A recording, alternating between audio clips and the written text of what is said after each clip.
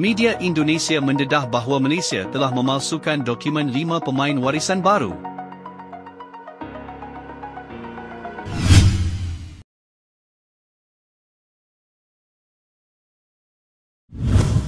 Indonesia mula tidak senang dengan kehadiran pemain warisan yang dibawa masuk oleh skuad kebangsaan baru-baru ini.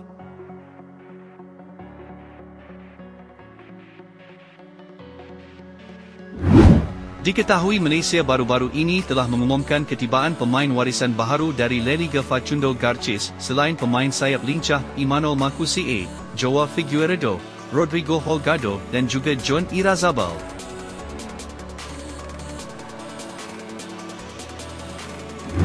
Kehadiran para pemain warisan itu secara tiba-tiba membuat salah sebuah media Indonesia memberikan tuduhan bahawa semua dokumen para pemain itu palsu dan menganggap susur gaduh mereka dengan Malaysia tidak jelas.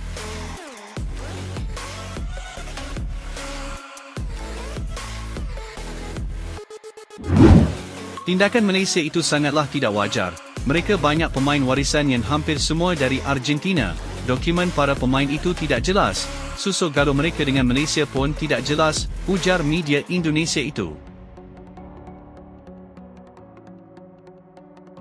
Media Indonesia itu mengingatkan kepada Malaysia bahawa pada 2017 FIFA memberikan hukuman berat kepada Timor Leste kerana telah memalsukan dokumen 9 pemain naturalisasi.